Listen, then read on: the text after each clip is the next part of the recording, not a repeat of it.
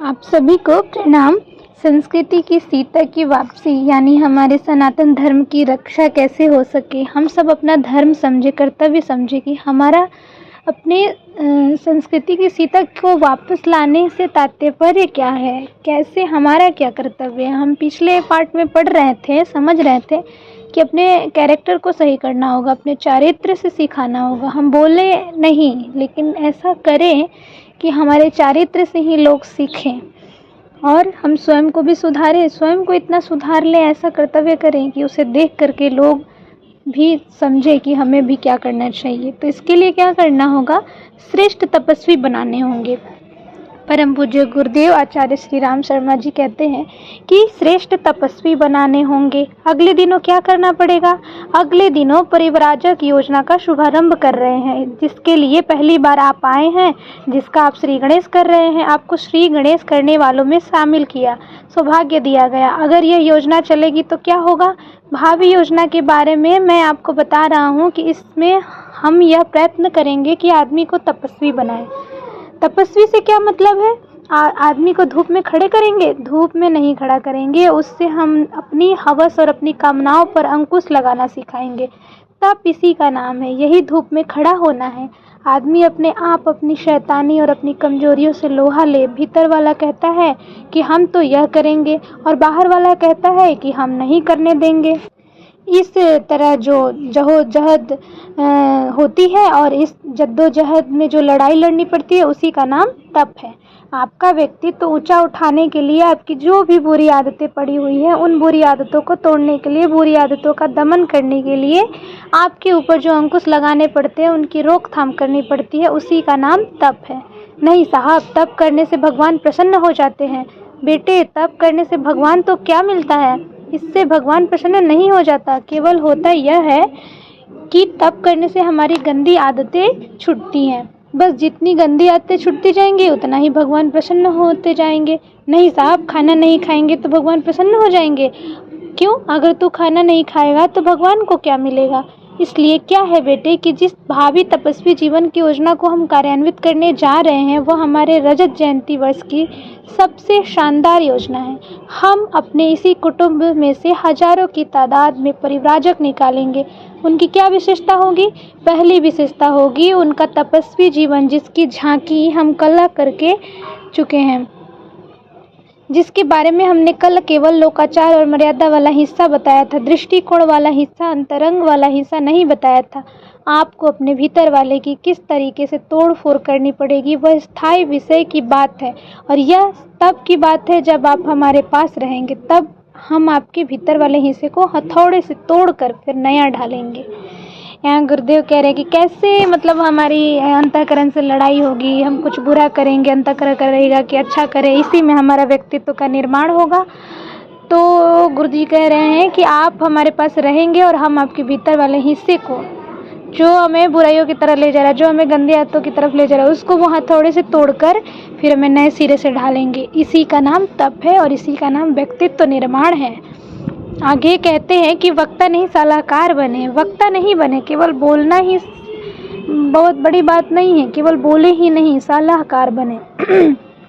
मित्रों, अभी तो हमने मर्यादा बताई थी, शिष्टाचार बताया था, लोकाचार बताया था, पंचशील बताए थे। यह केवल मर्यादा थी, कानून थे, व्यवस्था थी। यह केवल कानून व्यवस्था के अंतर्गत 5 बातें बताई थी। वह चारित्र संशोधन नहीं था। चारित्र संशोधन के लिए, यम नियमों के लिए हम आपको दावत देंगे और कहेंगे कि आप आइए, हमारे साथ रहिए, हमारे वातावरण में रहिए। फिर क्या करेंगे बेटे, हम आपको ज्ञान देंगे। कैसा ज्ञान देंगे? ऐसा जिससे कि आप लोगों को सलाह दे सकने में समर्थ हो सके। आप लोगों को सलाह नहीं दे सकते, व्याख्यान तो कर सकते हैं पर सलाह नहीं दे सकते। अभी जब आप सलाह देंगे तो गंदी सलाह देंगे, गलत सलाह देंगे। अभी आपका भीतर वाला हिस्सा जब किसी को सलाह देगा तो कैसी सलाह देगा? जैसे आप हैं, आप बढ़िया सलाह नहीं दे सकते, क्योंकि सलाह के समय में आप स्टेज की बात भूल जाएंगे। स्टेज पर खड़े होकर आप कहना अलग है और सलाह की बात अलग है। हमको सलाह देने वाले चाहिए, सलाहकार चाहिए, आपको वक्ता चाहिए, सलाहकार चाहिए। इसलिए क्या करना चाहिए? सलाह देने लायक आपकी अक्ल और कैसे विकसित की जा सकती है, कौन सी परिस्थितियों में क्या सलाह दी जा सकती है और किस तरह की दी जा सकती है, यह सारा का सारा शिक्षण ब्रह्म विद्या कहलाता है। हम आपको अगले दिनों ब्रह्म विद्या भी सिखाएंगे और ब्रह्म विद्या सिखाने के साथ साथ तपस्वी जीवन जीने तथा बाहर समाज के कार्य करने के लिए भेजेंगे। नहीं साहब, पहले भेज दीजिए। नहीं बेटे, पहले भेजने से तो मुसीबत आ जाएंगी। परिव्राजक बनने, स्तर सुधारें। यहाँ गुरुजी कह रहे हैं कि पहले हम आपको गढ़ेंगे, बनाएंगे। परिव्राजक बने, स्तर सुधारें। इसलिए मित्रों, इस समय हम नया प्रयोग आरंभ करते हैं, क्योंकि इस समय हमको बहुत जल्दी पड़ी है। क्या जल्दी पड़ी हुई है? जिस तरीके से जब युद्ध होता है तो जवान आदमी मारे जाते हैं और स्कूलों से 18 वर्ष से अधिक उम्र के सब बच्चे भर्ती कर लिए जाते हैं। उनको 15-15 दिन में निशाना लगाना सिखाकर मिलिट्री में भेज दिया जाता है कि जाइए दुश्मन का मुकाबला कीजिए। मोर्चे पर ऐसे ही भेज देते हैं। बेटे, फिलहाल हम भी यही कर रहे हैं। आपका शिक्षण नहीं हुआ, आपको तपाया नहीं गया, आपको मजबूत नहीं बनाया गया, इसलिए आपको काम भी उसी स्तर का सौंपते हैं। नहीं साहब, कठिन काम सौंप दीजिए। नहीं बेटे, कठिन काम आप नहीं कर पाएंगे। कठिन काम करने के लिए कुमार जीव के तरीके से वहाँ भेज दें। कहाँ? चाइना तो आप रोक करके भागेंगे। नहीं साहब, हमें नेता बना करके भेज दीजिए। नहीं बेटे, हम नेता बनाकर किसी को नहीं भेजते हैं, हम परिव्राजक भेजते हैं और भविष्य में हमारे प्रत्येक कार्यकर्ता को परिव्राजक होना पड़ेगा। हर एक को हम परिव्राजक बनाएंगे। मिलिट्री में जो व्यक्ति काम करते हैं वे सभी मिलिट्री मैन होते हैं। उसमें जो इंजीनियर होता है वह भी मिलिट्री मैन होता है। हर आदमी को बंदूक चलानी पड़ती है, हर आदमी को मिलिट्री के कपड़े पहनने पड़ते हैं, हर आदमी को लेफ्ट राइट करना पड़ता है। आप में से हर आदमी आज से परिव्राजक है। नहीं साहब, हम तो वक्ता हैं। हाँ, आप वक्ता नहीं हैं, आप पहले परिव्राजक हैं। जरूरत पड़ी तो हम आपको वक्ता भी बना सकते हैं, लेकिन अगर जरूरत नहीं पड़ी तो आपको वही परिव्राजक की भूमिका निभानी पड़ेगी। बेटे, अगले दिनों के लिए हमारे लंबे चौड़े ख्वाब हैं। इस समय वर्तमान के काम बताइए। वर्तमान में तो छोटा सा काम है। अभी फ़िलहाल हम आपको 15-15 दिनों के लिए छोटी सी ट्रेनिंग दे करके भेजते हैं, ताकि देखिए कि आप कुछ करने की स्थिति में हैं कि नहीं। नहीं साहब, ज़्यादा समय के लिए भेज दीजिए। ज़्यादा समय के लिए नहीं भेजेंगे। ज़्यादा समय के लिए भेजेंगे तो तेरी पोल खुल जाएगी। 15 दिन तक तो अपनी भलमन साहत को छिपाए भी रहेगा, लेकिन ज़्यादा दिन रह गया तो नंगा हो जाएगा, लोग तेरे बाल उखाड़ लेंगे। इसलिए 15 दिन के लिए ही भेजेंगे। वहाँ क्या करना पड़ेगा? यही व्यवहारिक शिक्षण देने के लिए आपको 15 दिनों के लिए हम भेज रहे हैं, ताकि आप यह जान सकें कि आपको जनसंपर्क कैसे करना चाहिए, बातचीत कैसे करनी चाहिए, लोगों के सामने कैसे विचार व्यक्त करने चाहिए, लोगों के ऊपर अपने चारित्र की छाप कैसे डालनी चाहिए, लोक सेवी को किस तरीके से बोलना चाहिए, लोक सेवी को किस तरीके से अपना आहार विहार बनाना चाहिए, लोक सेवी को किस तरीके से अपनी मर्यादा का पालन करना चाहिए, लोक सेवी की दिनचर्या किस तरह से होनी चाहिए। अगर हम आपको बाहर ना भेजें तो यह कैसे सिखा सकते हैं? यहाँ लोग सभी थोड़े ही रहते हैं, यहाँ तो हम लोग ही रहते हैं, तो हमें क्या सिखाएंगे? बाहर वालों को सिखाने और सीखने के लिए आपको व्यवहारिक क्षेत्र में ही जाना पड़ेगा। पानी में घुसे बिना तैरना नहीं आ सकता। जनता में जाए बिना आप लोग शिक्षण की प्रक्रिया को नहीं सीख सकते। इसलिए आपको 15 दिन के लिए भेजते हैं। वातावरण निर्माण हेतु महापुरुष चरण। गुरुजी, आप किस काम के लिए भेजते हैं? बेटे, इस समय एक महत्वपूर्ण कार्य है। एक कार्य हमारा यह है कि इस वर्ष को, जिसको हमने रजत जयंती वर्ष कहा है, इसमें हमने एक महापुरुष चरण आरंभ किया है। महापुरुष चरण किस काम के लिए? महापुरुष चरण करने का उद्देश्य इस वातावरण को, हवा वातावरण अनुकूल ना हो तो हमारे प्रयास सफल नहीं हो पाते। अगर वर्षा के समय ठंडक ना हो तो खेतों में जो बीज हम बोते हैं वह सफल नहीं हो पाता। गर्मी में गेहूं बो दें तो यह सफल नहीं होगा। बरसात में अनाज बोएं तो सफल नहीं हो जाएगा। बेटे, मौसम अनुकूल होगा तो बात बन जाएगी। हवा अनुकूल होती है तो नावें पीछे से आगे की ओर धकेलती जाती है।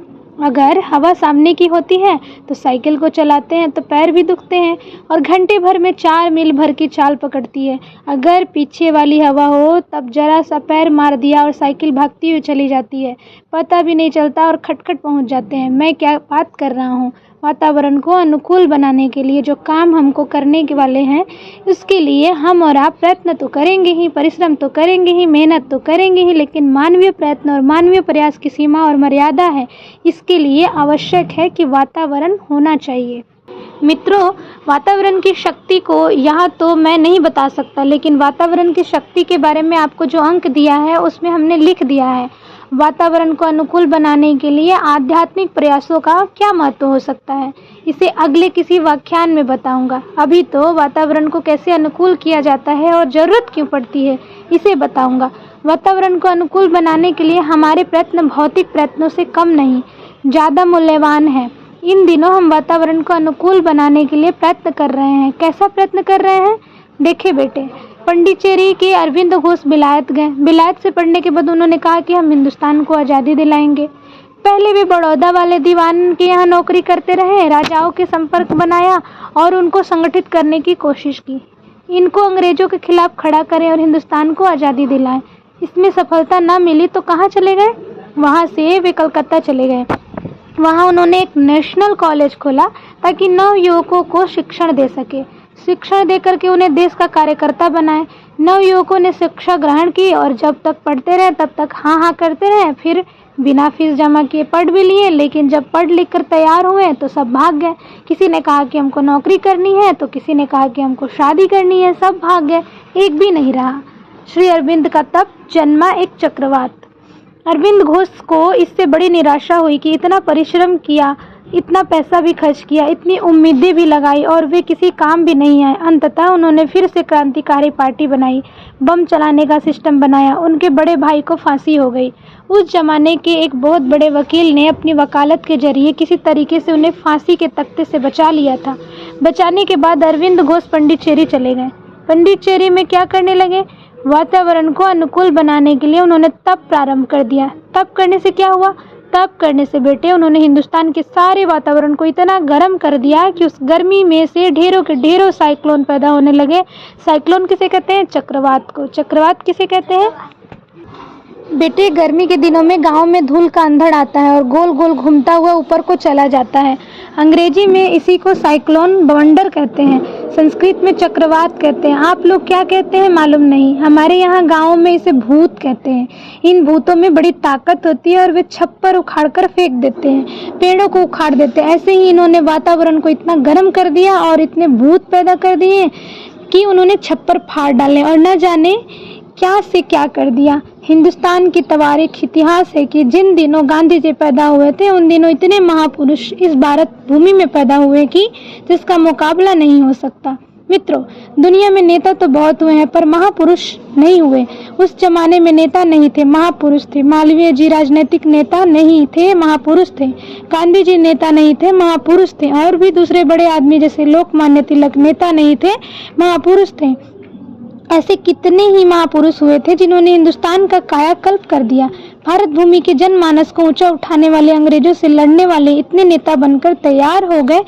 इसके लिए क्या करना पड़ा? उन्होंने एक काम किया था, तप किया था। तप से वातावरण को गर्म किया था। जब तक देश का वातावरण गर्म रहा तब तक महापुरुष पैदा होते रहे और बड़ा काम होता रहा। बेटे, अब तो अच्छी परिस्थितियां हैं। उस जमाने में कितनी रुकावटें थी, अब तो कोई रुकावट भी नहीं है। लेकिन अब तप का गर्म सा वातावरण ठंडा हो गया है।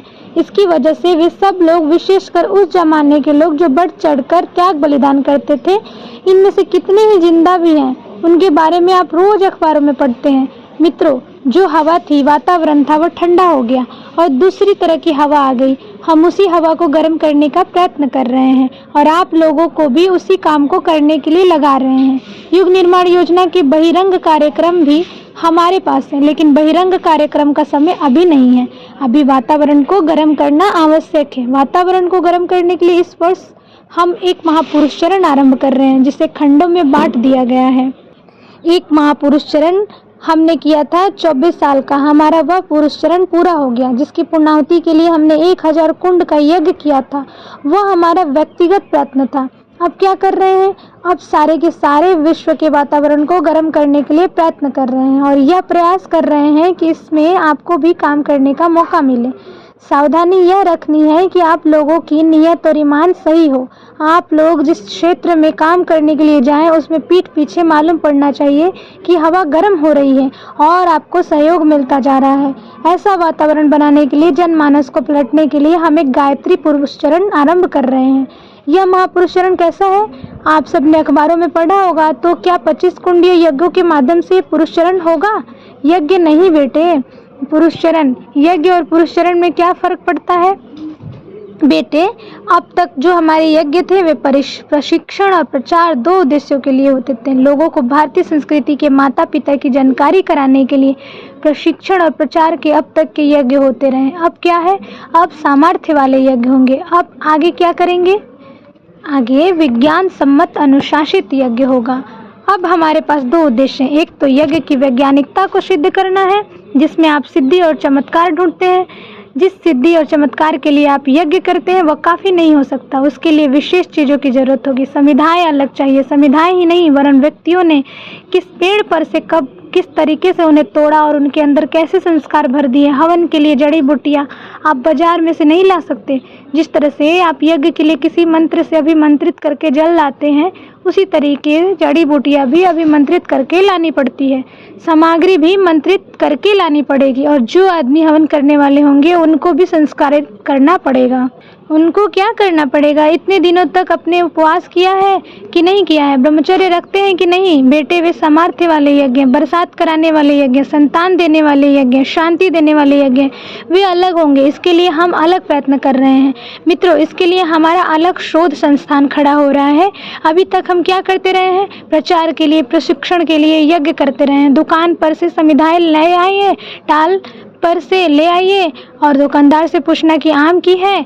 अच्छा महाराज जी, आम की संविधा मिल जाएगी। बेटे, जिसकी दे उसी की ले आना और चीर फाड़ कर हवन कर देना। तो फिर वह जो सामर्थ्य की बात थी वह नहीं आएगी। नहीं बेटे, इससे नहीं आएगी। अब क्या कर रहे हैं? अब हम पुरुषरण कर रहे हैं। इसे इस वर्ष से हमने प्रारंभ कर दिया है। पुरुषरण में जप के साथ हवन अनिवार्य है। हवन के बिना जप पूरा नहीं होता। इस यज्ञ की अपनी मर्यादाएं हैं, अनुशासन है। पिछले यज्ञों में हम अब तक ऐसा नहीं था। उसमें क्या था? चलिए भाई साहब यज्ञ में बैठ जाइए। नहीं साहब, हमारे काम में देर हो जाएगी। नहीं साहब, देखिए एक पारी 20 मिनट में पूरी हो जाती है। इतने में क्या देर हो जाएगी? हवन से कुछ फायदा होता होगा तो जरूर मिल लेगा। बैठिए तो सही, 20 मिनट ही सही। हाथ धोइए और हवन में बैठ जाइए। अच्छा साहब, सिगरेट के हाथ तो धो लूं? हाँ धो लीजिए। सिगरेट के हाथ से हवन मत कीजिएगा। मोजा पहनकर हवन में बैठ गए? क्यों साहब, यह मोजा कितने दिनों का धुला हुआ है? ये तो बहुत दिनों से धुला नहीं है। धोती भी धुली हुई नहीं है। अतः धुली हुई होती तो पहनिए, अन्यथा हवन में नहीं बैठने देंगे। नहीं साहब, इसमें क्या फर्क पड़ता है? नहीं बेटे, अब हम इस तरह के यज्ञ नहीं करने देंगे। मित्रों, इस साल के जो यज्ञ हैं उनके साथ अब बहुत सी मर्यादाएं लगा देंगे। अब भी तो हमने इसमें केवल यह मर्यादा लगाई कि जो जप करेगा उसे ही हवन करने देंगे। गायत्री महापुरुष चरण की ये जो हवन है, इनकी विशेषता यह है कि इनमें हवन होने तक के लिए नियमित रूप से जप करने का जो संकल्प करेंगे केवल वही शामिल हो सकेंगे और कोई शामिल नहीं हो सकेगा। इसके लिए नियमित उपासना अनिवार्य है। यह इसकी रीढ़ है। हवन मुख्य नहीं है, सामग्री मुख्य नहीं है, यह पैसा प्रधान यज्ञ नहीं है। यह जन सहयोग और श्रद्धा संकलन के यज्ञ है। यदि आप श्रद्धा का संकलन कर सकते हैं तो यज्ञ कर सकते हैं। जिन्होंने श्रद्धा का संकलन नहीं किया, उपासक नहीं बनाए, तो आपका यज्ञ नहीं हो सकेगा। फिर आप यज्ञ को आगे बढ़ा लें। इसलिए यज्ञ का सारा नियंत्रण हमने अपने हाथ में लिया है। यह जीवंत यज्ञ है। यह हमारा पुरुषचरण यज्ञ है। हमारे गुरुदेव ने हमको पुरुषचरण का संकल्प दिया था और अब हम आपके हाथ में पुरुषचरण का संकल्प देते हैं। क्या देते हैं? सामने हैं बड़े लक्ष्य, परम पूज्य गुरुदेव बता रहे हैं। मित्रों, यह जो पुरुषचरण हो रहा है उससे क्या फायदा होगा? पुरुषचरण से कोई फायदे होंगे। एक फायदा तो अभी हमने आपको बताया है कि इससे वातावरण का संशोधन होगा। एक फायदा यह होगा कि हमारा गायत्री परिवार जो छोटा सा था, अब हमारा मन है कि इस वर्ष हम लंबी छलांग लगाएं। इस वर्ष 24 लाख नए कार्यकर्ता बनाने का हमारा प्लान है। एक बार वे पकड़ में आ गए तो भूत के तरीके से हम उनका पिंड छोड़ने वाले नहीं हैं।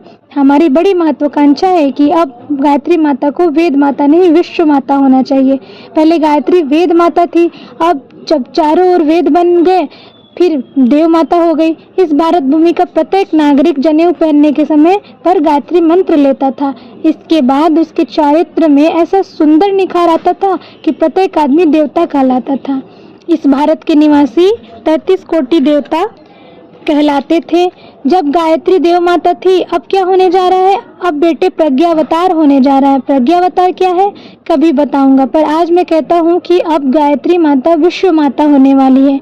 भविष्यवाणी तो मैं नहीं करता, परंतु मेरा अपना विश्वास है कि इसके लिए 22 साल काफी होने चाहिए।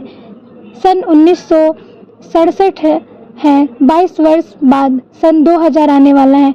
सन 2000 तक हम यह छलांग मारेंगे और इसको विश्व माता बनाने में सफल होंगे। गायत्री माता विश्व माता बनेंगी। फिर 20-22 वर्ष और लगेंगे स्थूल जगत में सतयुगी परिवर्तन आने हेतु, अतः अभी इंतजार तो करना ही होगा।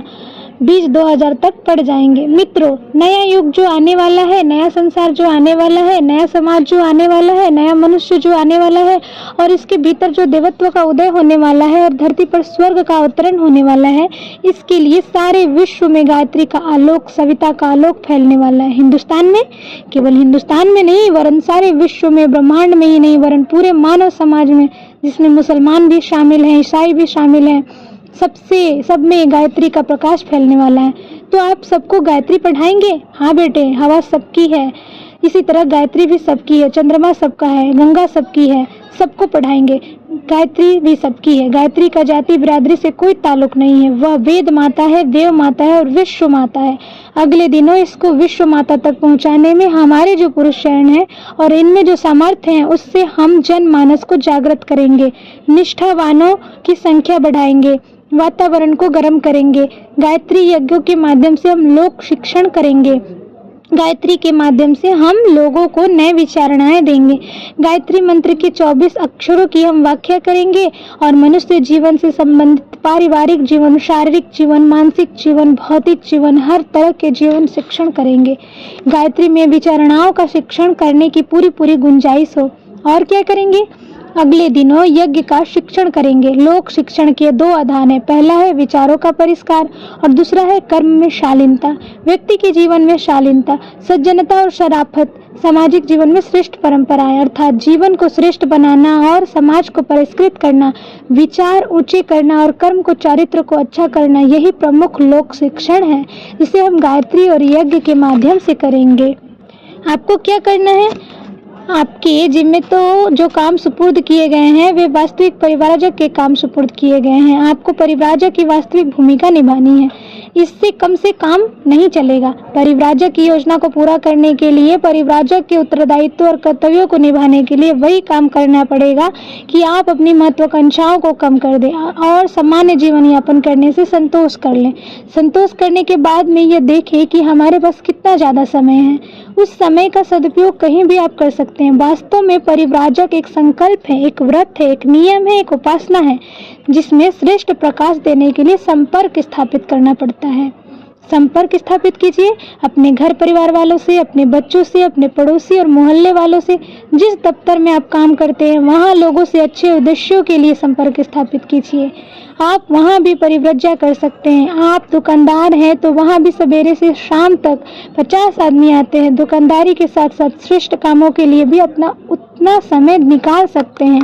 आप हर आदमी को 24 घंटे अच्छी सलाह दे सकते हैं, श्रेष्ठ प्रेरणाएं दे सकते हैं और सामान्य जीवन के क्रम साथ परिव्राजक का व्रत का, जिसका उद्देश्य जनसंपर्क है, हर समय पालन करते रह सकते हैं। आप कहीं भी जाएं, हम आपसे नहीं पूछेंगे कि इनमें कितनी सफलता मिली।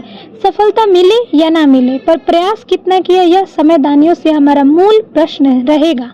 आप परिव्राजक हैं, जनसंपर्क में आप जहाँ कहीं भी जाएं, आप कृपा करके एक ही बात कहना कि हर आदमी से, जो कोई भी आपको भजन करता हुआ, पूजा करता हुआ दिखाई दे, उसे यही कहना कि अगर आप भगवान का अनुग्रह पाने के इच्छुक हो, भगवान की सहायता करने के इच्छुक हो, तो गुरु जी ने पल्ला पसार करके, महाकाल ने पल्ला पसार करके, युग के देवता ने पल्ला पसार करके हर आदमी से समय मांगा है।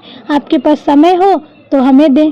नवयुग के निर्माण के लिए, राहत कार्यों के लिए, पीड़ा और पतन से लोहा लेने के लिए, सत प्रवृत्तियों के संवर्धन में योगदान देने के लिए और दुष्ट प्रवृत्तियों से संघर्ष करने के लिए दोनों हाथों से इस आपत्ति काल में भगवान ने पुकार की है। अगर आप कर सकते हो तो यहाँ से जाने के पश्चात करना।